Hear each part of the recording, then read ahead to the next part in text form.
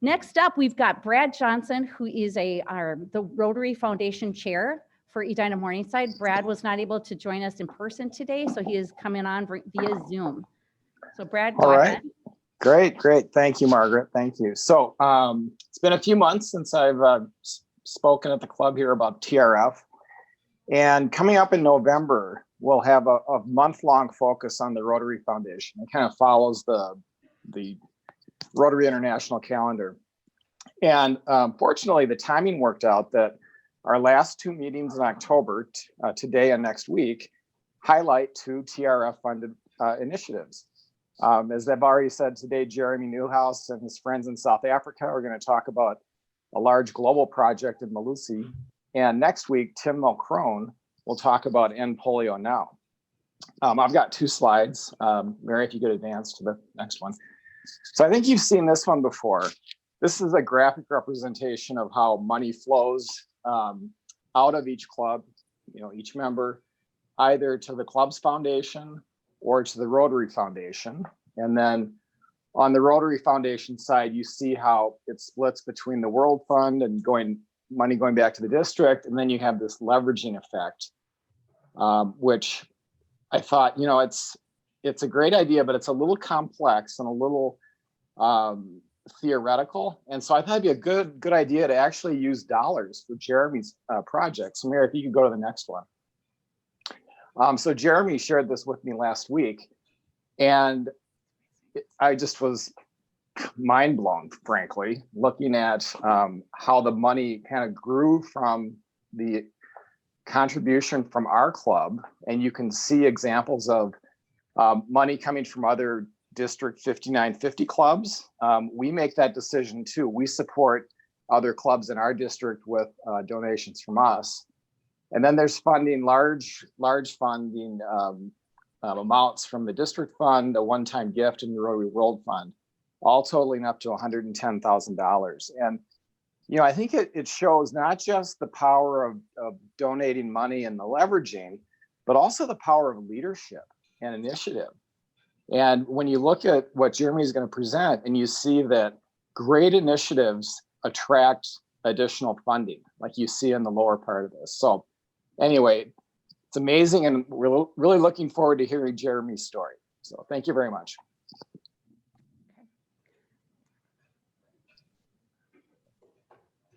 And that was it.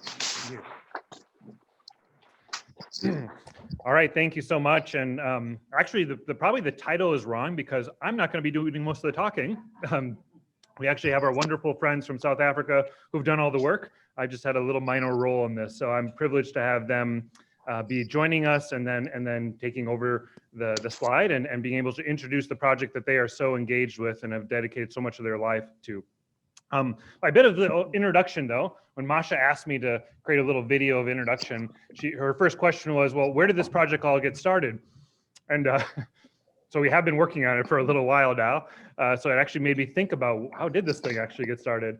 And I reflected back, it actually started by accident. So I was traveling to South Africa to meet a gentleman, and had a ticket and was booked and was planning on arriving. And I think like 2 days before, he emailed me and said, I'm actually leaving the country, won't be able to meet with you, but I've asked my friend Eleanor, and she's gonna meet with you. It's like, okay, all right, so who's Eleanor? And then Eleanor, just with a one email introduction, decided to meet me at the airport and pick me up.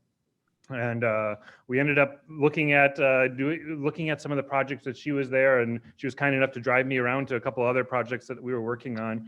And we just developed a quick friendship, and I saw what the University of Pretoria and Dr. Eleanor were doing, and I saw this could be a spectacular Rotary project. And 6 months later, Eleanor and I were talking about this, and she said, well, I know spectacular Rotarians. And she introduced me to Anne-Marie and Carolyn, and I guess the rest is history.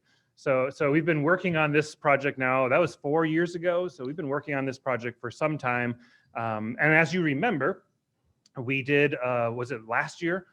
Well, I'm gonna have Eleanor remind me of this, of the exact date, but we sent a shipping container that was modified into a medical clinic.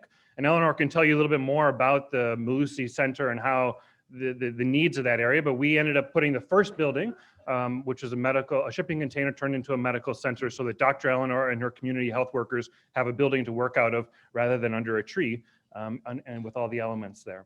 So that was the phase one. This project here that we're discussing today is the phase two, and it was our first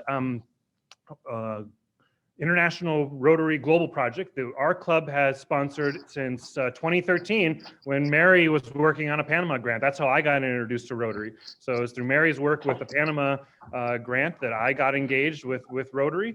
And we've again, like Stephen had said, we participate in many different clubs and sponsoring many Rotary projects internationally around the world. But this is the first one since 2013 that we've actually led. So we were the lead host on this project. So it's been, and I have to give all the credit once again to our distinguished guests from South Africa, who are wonderful Rotarians who have joined us.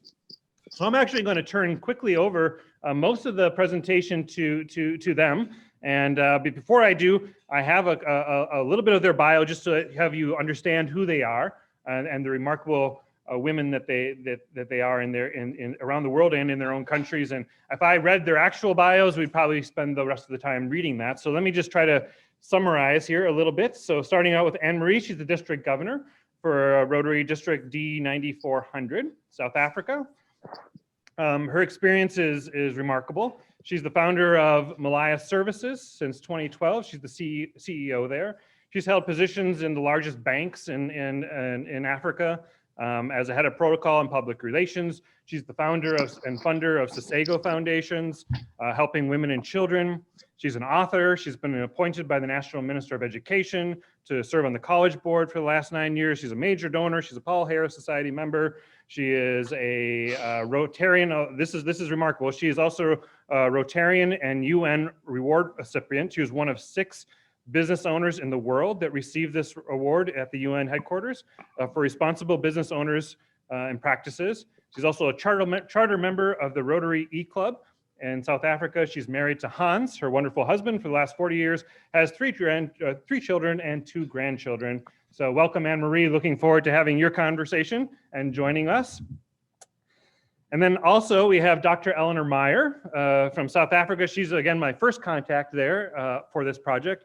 She is the medical doctor at University of Pretoria. She's been working with the University Department and Family Medicine and is responsible for the informal health settlements. So you're going to learn a little bit more about what informal settlements are in South Africa. She also works in an interdisciplinary team to offer health, nutrition, and education, and they're targeting 4 particular informal settlements in South Africa. She also is married to her wonderful husband, Yaku, and she has 3 children. Is that still correct, Anne-Marie? I know you just adopted one, I believe, but. Okay, all right, very good. So I think we should likely, I can control the slide deck and we can kind of start it there. And so, Eleanor, do you want to start, or did you want to have Anne-Marie do an introduction, or how best do you think it all? If you guys want to both unmute, and I'll let you guys kind of talk over each other, and I'll handle the clicker, and we can go through the presentation. Anne-Marie, don't you want to start with an introduction, and then I'll give some background on Melusi? Fantastic. Thank you so much, Eleanor. And yes, it's really a privilege for me to be here. So Melusi is, and Eleanor will describe exactly where it is, but it's part of the most impoverished areas in South Africa. And my district is not only South Africa, it's Southern Africa, 4 countries. But I want to tell you, if you come kind of closer to the inner cities, sometimes you find these informal settlements where people just want to change their own life circumstances. And so one of those areas, Melusi. So Eleanor, as we've heard, is with the University of Pretoria and in the Faculty of Family Medicine, but she's also a Rotarian, and we're very proud of Eleanor. And so this whole program and project where we've met Jeremy, and then later I visited the club and found the classmate Tom right at the entrance as I enter with Charlotte. That was just so wonderful, as now actually turned out to be this enormous global grant. And I want to really sincerely thank the leadership in the club for putting this close to their heart and actually driving it. And I know, Tom, you had to do a great selling job that side of the world, as well as your foundation chairs and the district people. And I really want to thank you for that. And Jeremy, yes, I salute you, because from the day one, you were so passionate to make this difference, and you've made it. And the money is starting to come into the country. And I want to tell you, very soon, we'll be able to see the fruits of your passion and your joyful service. So thank you so much for that. Eleanor? Thank you, Anna Marie. Thanks for the introduction. Jeremy, do you want to go to the first slide, perhaps? So as Anna Marie said, Melusi is in Pretoria. It's part of the Gauteng province, and Melusi is currently around 20,000 people outstretched against a mountain, with this range of the mountain taking up approximately 8 kilometers. So we see that people that live here live in informal housing, which means they don't have access to running water. They collect their water in a bucket.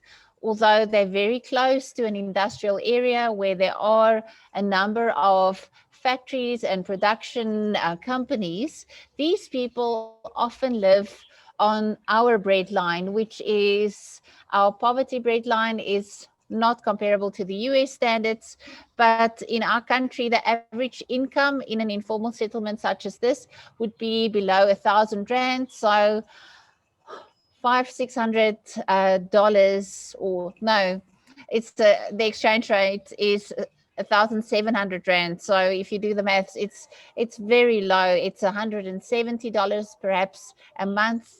It might be less than $100 for some of the families per month to live off. And this would be large families, 4 to 5 people living in a very small space.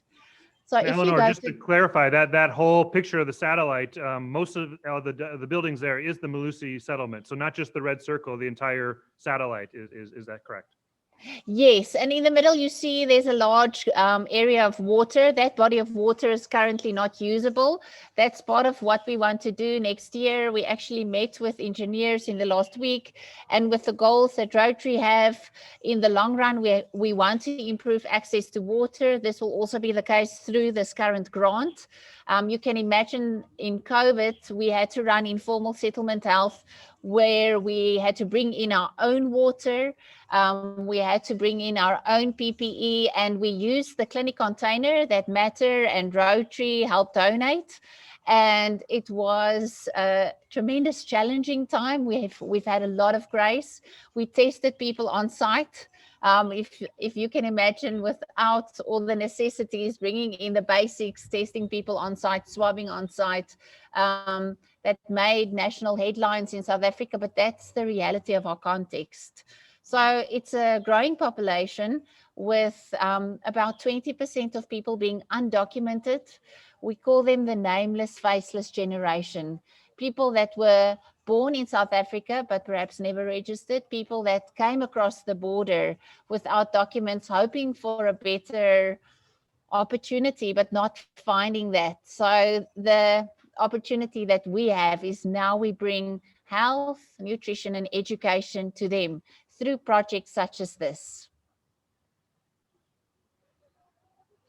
Can you see the slide deck now, Eleanor? Can you see the next I can. one? Okay. You can move to the next one. Thank you. Yep. We're on the next one.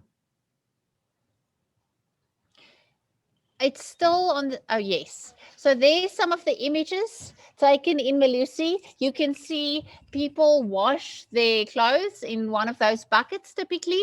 The big bucket will be used to collect water. The smaller bucket is what people have available to wash clothes with. Drinking water per family per day, the total number of water that people are able to collect is that 20 or 50 liter container, and they have to share that for cooking, drinking, and living.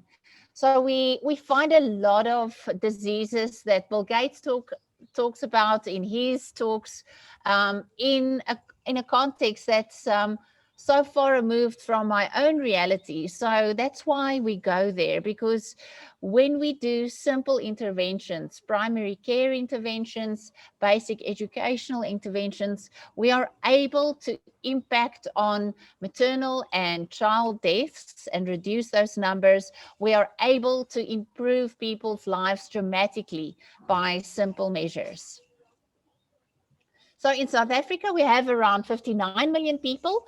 And if you look at our demographics, just over 80% of people in South Africa are Black Africans, and 14% of these people live in informal settlements. So it's a very marginalized community, those 14%. 7% of them live in a traditional dwelling, which means they've made those houses from clay or whatever their ancestors used to make it with. Some started using more modern material, any scrap material that they can find to patch onto houses, often just a one-bedroom house. And so in Melusi, as I said, 20% of people are from other countries, from Zimbabwe, where Jeremy also has a project, and which has largely collapsed with regards to the health sector. And so we have millions of people from Zimbabwe currently in South Africa, undocumented, seeking help, seeking health, and then also people from Mozambique. So that's the space of land that we're going to develop. The clinic container is already on there. You'll see an image of that. And so if you look at, I think it's Forward a still little bit more. coming. Okay. Do you want to show the image first? That's the clinic container, and that's actually our vegetable garden, which is now much bigger. That's also an image of the container. So I don't know if you want to go back, or do you All want to right. start here?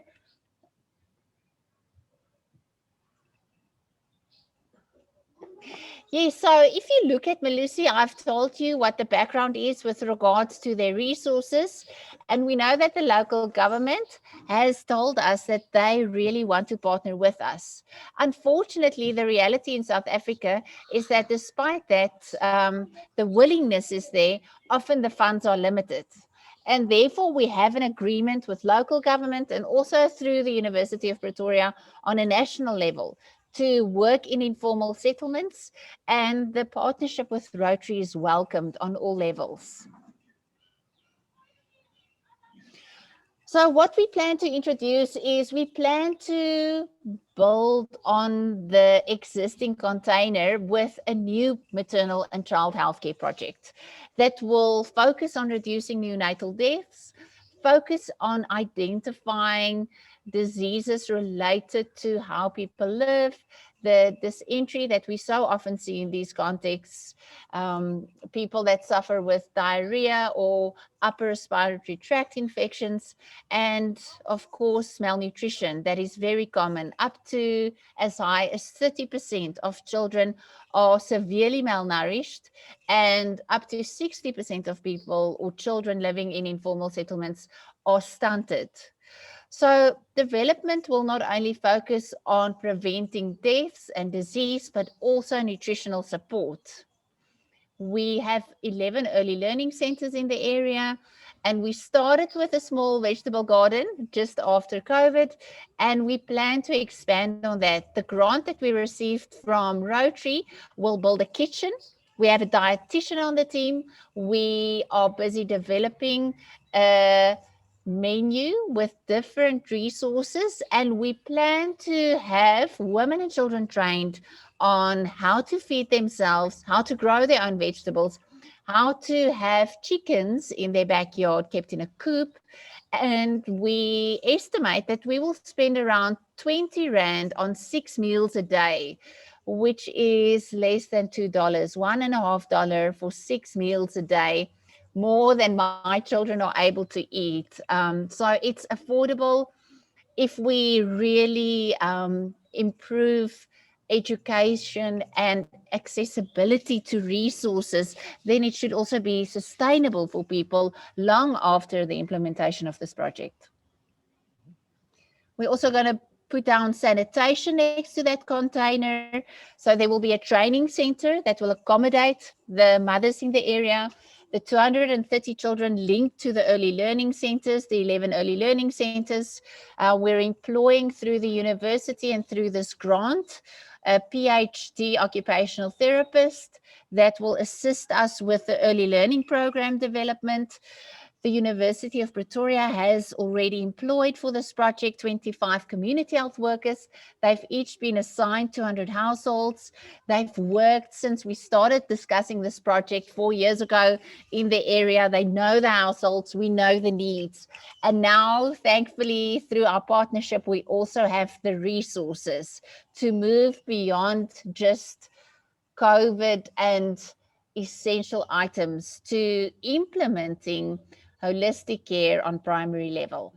So Eleanor, I'm not sure if you can hear me, but can you talk a little bit more about the community health workers? Because I think that's a unique concept that we don't employ here on this side of the pond, but maybe you could talk a little bit about how you do that, particularly utilizing technology. So the community health workers live in Melusi themselves. They know the area very well. The households are assigned to them according to where they stay geographically so that people can even track them down at night. They are trained continuously. There's an initial accredited course that our department developed. That's a national training course. And then what we do is each of them gets a smartphone. And on that smartphone, they are able to register all the households that they've been assigned. So at any time, I'm able to sit at home and look up one of their households. They are able to see only their 200 or 250 households. And we get to manage and share that data together to not only do individual care, but population-based care. And that makes this program unique because we know this is evidence-based, it's community responsive, and it's led by people that work and live on the ground. So I am so proud of our community health workers. During COVID, they delivered babies, they walked kilometers to deliver food parcels. They come in and clean the clinic with water that we have to bring in ourselves. They continuously go beyond what is expected within normal health-related conditions because they are the frontline workers. So I go to 4 such sites once a week, but they are there every day. They make me so proud. Yeah, and it's amazing when you have a chance to see the technology in action. These are community health workers, again, living in the settlements themselves, no medical training unless Dr. Eleanor has been working with them, but no medical training in their background. But because of the app, they're able to, it's a decision tree app. So they're asked questions to the clients who then report back yes or no answers. And so then that accumulates data that then Dr. Eleanor and her team can evaluate. And I really thought it was cool how they have like a red, green, yellow process, so that if they see green, it means that this particular household is doing fine and check back in 6 months. Yellow means they need some kind of introduction to medical services or security services or health services, or some need is needing to follow up with them. And then red could be there's a child starving to death in this house, or there's abuse happening in this house, and there's needing immediate intervention taking place. So it's a very holistic approach that her team is taking. So sorry to interrupt you there, Eleanor. I'll go back to your slide deck. I think you were there. Oh, that's great. Thanks, Jeremy. And so, as I've mentioned, during 2020, we had to reorganize our services, and we realized that we have to think differently about public health and global health even, the impact that this disease has had on the world. And so when we organize health services, and what we dream with this grant and hopefully with future grants is to build on what we've learned through COVID screening, on how we roll out nutritional support, on how we roll out educational support, to utilize technology, but to be close to people within catchment areas, to identify disease early, but to respond holistically to the other needs so that people are able to stay within their area and have their needs met. So this team is now, I think, going to go to 25. Is that how many community health workers our grant is supporting? Yes. So we started cooking informally during COVID also. We had to. We did a lot of fundraising. We had to support a lot of families during COVID in all our sites. And we just said beforehand, in the past number of years, we've had children die due to malnutrition. and we are used to supporting families, but we had to increase that number with thousands of families. And so I'm very grateful that we had lots of partners locally come on board. And so we started cooking some of the menu recipes that we'll develop now in the next 18 months and refine to roll it out. And there you will see the Global Grant Development Plan. We have architects that are working on the plans. It's going to be a temporary modular building because it's on local government land, and we hope that they do developments within the next decade, although it might take longer. But should they do that, we will move these containers, or not containers, these units, mobile units, to another spot nearby as the community grows. It's grown dramatically in the last 5 years or so. So you'll see the entrance with water tanks placed that will also give access to water to some of the community members. And then the vegetable garden, we started planting, but that's going to be expanded on dramatically with the grant money. The Learning and Training Center will be used not only for children and mothers, but we work very closely with a nonprofit organization, MIDU, that is within the community. And we will link this to the existing clinic. And hopefully in future, Jeremy, I think there's one more slide left.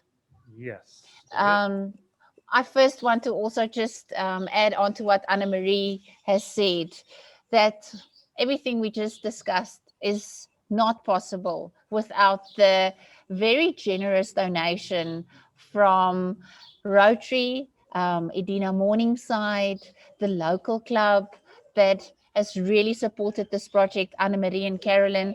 Jeremy, you're more than a colleague, you have become a friend to us, and I really appreciate the passion with which projects like these are implemented and the care that it's really a concern for the welfare of people that you don't even know. So I want to thank you, because every person that donated and your club will make a difference, not just for these thousands of people, but for their children, because they will get an opportunity to a better life through this grant.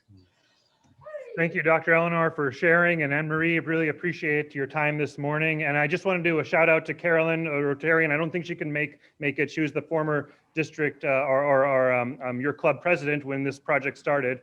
And she, without her hard work, this wouldn't have been possible either. She put a lot of hours into this project. So these three women are remarkable on every level, and we really are privileged to partner with you and your vision there. And it's been a journey, and I hope we can come back in 6 months and do this presentation again and show you what progress has been made with the Rotary grant that we've been working on. And we do have a little bit of time for questions and answers as well. So I don't know, Anne-Marie, did you want to add anything particular or to close before the questions? No, I just want to also give a shout out. So that's fine. I'm good. I'm covered. Yes, indeed. So do we have any questions? Perhaps, I don't know if they can hear. I can try to relay the question back, and then they can answer it and we can all hear them. Yes.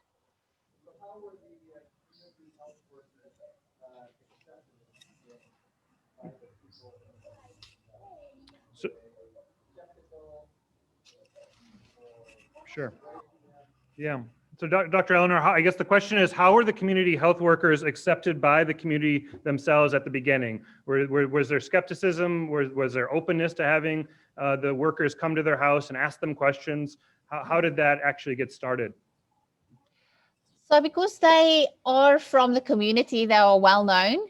And before we do any new introductions, we always go to the local leadership. So we have a very good relationship with local leadership.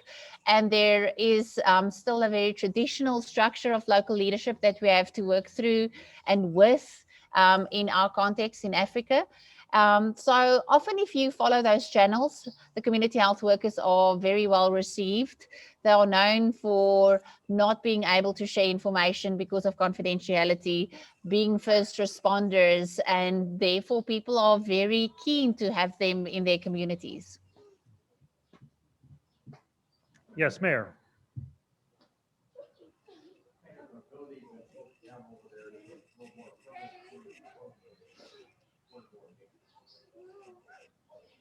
Mhm. Yeah. So the question from our mayor is, what is the opportunity for informal settlements to move to more permanent housing and affordable housing in the South Africa context? So we heard last week, for instance, in Melusi, and this is now after about 4 or 5 years, that the mayor is going to give 2,000 of the just over 20,000 people access to housing. So 10% of people in this decade will be moved to better housing. Unfortunately, it will be further away from their work, and because they are on the breadline, they often don't want to move because they can't afford to travel in a taxi. So we will, in the next day, I don't know, 1 to 5 decades, hopefully have more of the people in Melusi and other informal settlements move into more structured housing. But we have to move into innovation. And we've seen that South Africa is one of the most innovative countries in Africa. And I believe that we will see in the next 50 years a lot of new development with regards to how people build, how people utilize energy, and maybe we can put Melusi on the map as part of those developments. Anne-Marie, anything to add on that with housing in South Africa on affordable housing and the options that are the struggles that exist there? I think that, you know, it's a huge challenge. It's a big challenge, and there's a backlog. And as you know, our history doesn't sort of make for good reading either. But you know, the war-stricken Africa, they can't go more south than south, and we South Africa. So you know, everybody is just trying to find a better life for themselves. And but there's a great tolerance, and there's great kind of participation also of the locals with in some of the informal settlements. And from time to time we have the challenges, but therefore I want to say that our local municipalities or the local government structures do what they can with the resources that we have, because it's really an unplanned, it's almost like a target that you don't know what will tomorrow kind of yield. You know, you from schooling to infrastructure to all of that, because if people stream over the borders and we accommodate that, we need to sort of provide for all of those, and housing is the most critical. And unfortunately, people want to also stay near to the centers of where they work. And if they find a little job somewhere, you know, that's where the informal settlements actually arise. But to the mayor, yes, and to Eleanor, I hope that the innovation will actually stand up and yield, because I can just tell you that we need kind of proactiveness and also good planning. Great. One more question, Steve.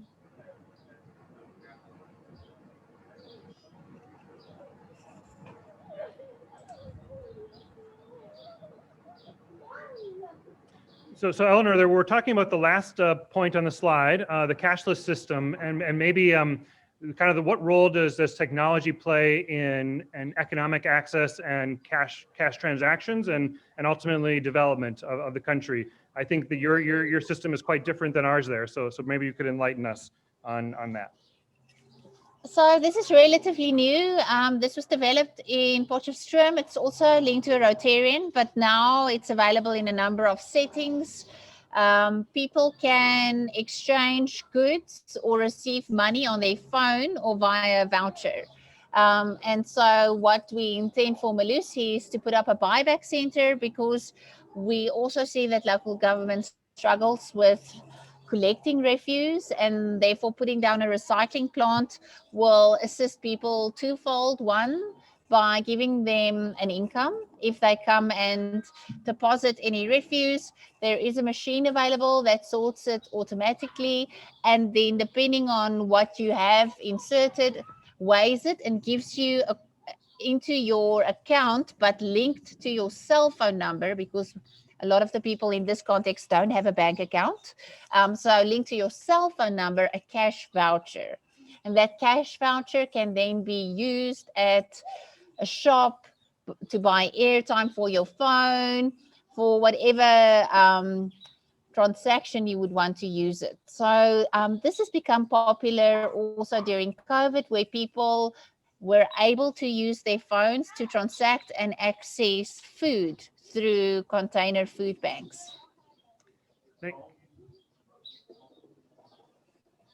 Yeah, phone use is, as far as, yeah, it's the only form of communication. And like she's saying, a lot of the transactions happen on a phone as well. Everyone has phones. Yeah, it's very, very common.